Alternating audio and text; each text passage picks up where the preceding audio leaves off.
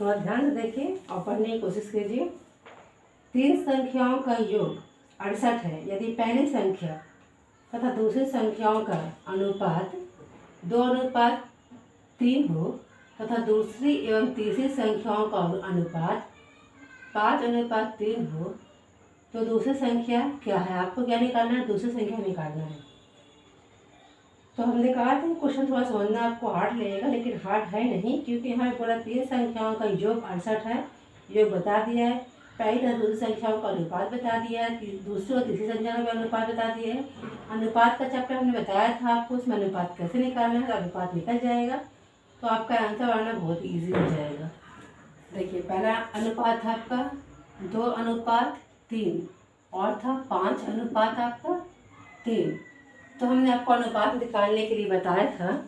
अनुपात निकालने के लिए इसके बगल का नंबर लिखना पड़ता है। सॉरी, यहाँ भी इसका पड़ोसी 5 है, तो 3 तिहाई 9, 5 तिहाई 15 और 5 दूनी 10। ये आपका अनुपात हो गया। इसका योग बता रहा था कितना? 68 है। जब ये अनुपातों को जोड़ लेते हैं, रियली में क्या है ये यहाँ पे क्या है देखिए, 25 और 5 30 और 4 34। 34 बराबर आपका कितना हो गया? 68। तो देखिए अगर इसे काटेंगे 14 से कहीं 34, 34 दूनी 68, तो 1:2 इसका आंसर आ गया। जब 1:2 आंसर आ गया इसका, तो इसने कहा है दूसरी संख्या क्या होगी। तो दूसरी संख्या का कितना है? 15 है। दूसरी संख्या 15 है। यहाँ भी आपका दूसरी संख्या कितना आ गया है? 2 आ गया है। तो 15 दूनी 30। दूसरी संख्या क्या है आपका? 30 है, क्योंकि दूसरी संख्या पूछा था और दूसरी संख्या जो हमने अनुपात निकाला इसका, तो 15 आ गया है और यहाँ पे 2 आया है। तो 15 दूनी कितना हो जाएगा आपका? 30 हो जाएगा। तो दूसरी संख्या पूछा था। इस तरह से आप सॉल्व कर सकते हैं। स्क्रीनशॉट लेना चाहते हैं तो स्क्रीनशॉट ले लीजिए। 50 को 2 ऐसे भागों में बांटा गया है कि इन भागों के व्युत्क्रम का योग 1/12 है। तो ये भाग क्या है?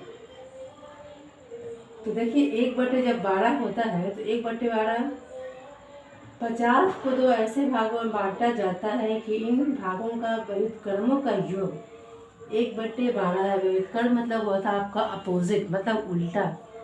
उनका योग बता रहा है, मतलब जोड़ बता रहा है 112 है। तो वे भाग क्या होंगे? क्वेश्चन बहुत ही इजी है आपका। उम्मीद करते हैं कि आपको क्वेश्चन समझ में आ गया होगा। नहीं समझ में आया है तो हम मैथ बनाएंगे तो आपको क्वेश्चन समझ में आ जाएगा।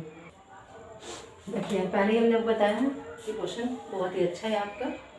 और क्वेश्चन है कि आपका 50 को 2 ऐसे भागों में बांटा गया है जिसके व्युत्क्रम का योग कितना है? 1/12 है।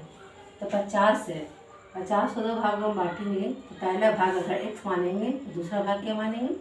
50 माइनस x, क्योंकि इसी वजह से हम ये घटाएंगे, ये आएगा दोनों का योग। ये आपका पहला हो गया और ये आपका दूसरा हो गया। लेकिन बोल रहा है क्या है? इसके व्युत्क्रम का योग। तो प्रश्न से आपके ये तो लिखने की जरूरत नहीं है, लेकिन प्रश्न से क्या करा है? इसका व्युत्क्रम है। तो ये x है, इतने x की पावर है, इसका उल्टा हो जाएगा आपका 1/x प्लस 1/50 माइनस x। कितना है? 12 है। जब 1/12 है तो देखिए यहाँ पे आपको पता है कि इसका हम एलसीएम लेते हैं। तो एलसीएम लेंगे x 50 माइनस x। तो यहाँ से x कैंसिल हो गया, 50 माइनस x यहाँ आ गया, प्लस ये इससे ये कैंसिल हो गया, ये आ गया। आपका 1/12 है। 60 मतलब 600 माइनस 12x और ये क्या हो गया? Plus 12x। अब यहाँ पे क्रॉस मल्टीप्लाई कीजिए तो क्या हो जाए आपका? इसको इससे करेंगे 50x माइनस x²।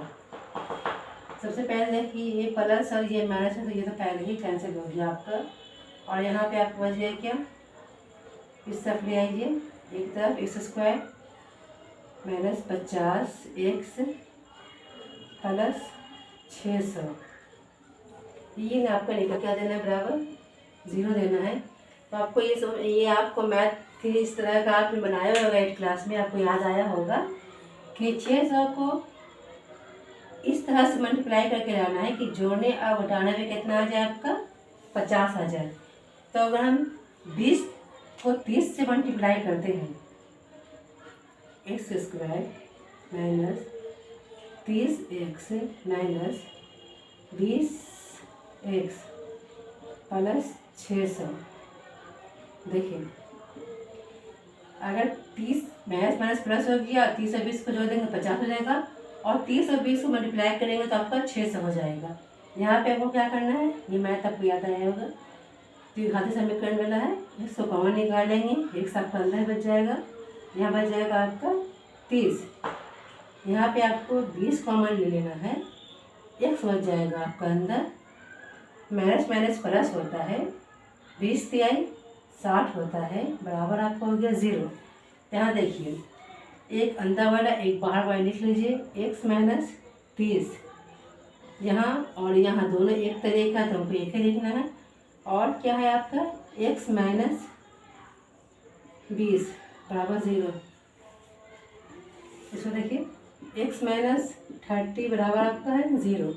तो इस पावर कितना है कि उस तरफ जाएगा तो 30, और यहाँ पे देखिए x माइनस क्या है आपका 20 बराबर 0 है। यहाँ पे इसको x बराबर क्या हो जाएगा आपका 20, तो आपका x बराबर 30 और x बराबर कितना आया आपका 20 आया। इस तरह का मैथ आपने पहले ही बनाया है, आपको याद आया होगा, हमने नहीं बताया है, लेकिन आपने इस तरह का मैथ 10 क्लास में 8 क्लास में बनाया है, तो आपको याद आ गया होगा। तो इस तरह से आपका ये आंसर निकल कर आ गया है। आज में नोट लगा, कोई बात नहीं है, क्लास कंटिन्यू लेगा।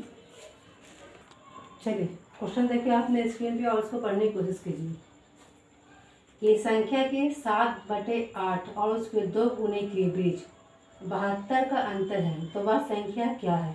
बहुत ही इजी क्वेश्चन है, बहुत ही आसान क्वेश्चन है।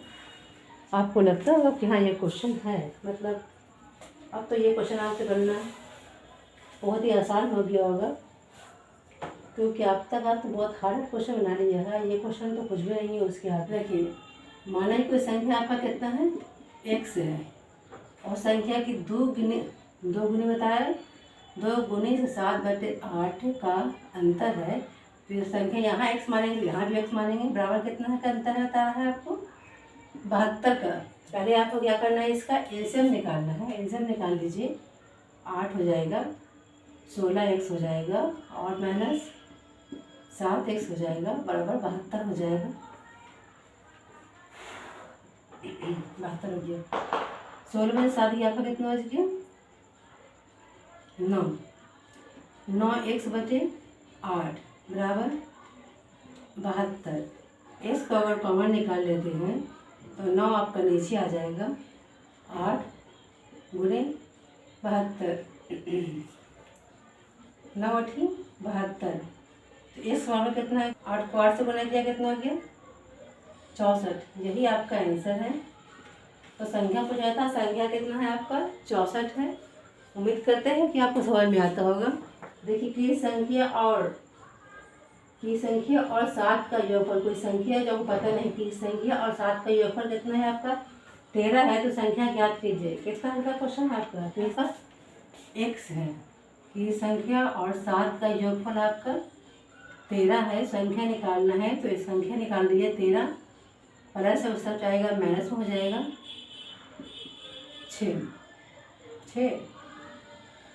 7 13। ठीक है, ये आपका आंसर है ना, इतना इजी। बताइए एक क्वेश्चन लास्ट है आपका, 4 लगातार संख्याओं का योगफल 266 है, तो वही संख्या ज्ञात करें। 4 लगातार संख्याओं का योगफल 266 है, तो बड़ी संख्या ज्ञात करना है।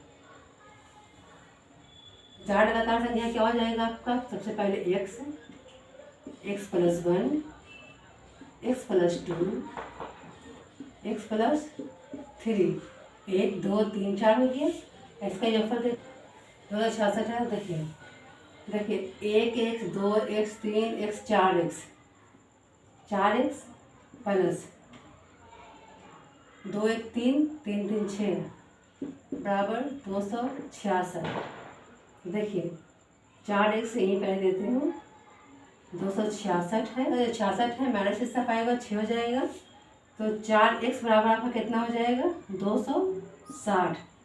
x बराबर कितना हो जाएगा आपका 260/4, 4 छके 24, 4 पचे 20, x बराबर आपके हो गया 65।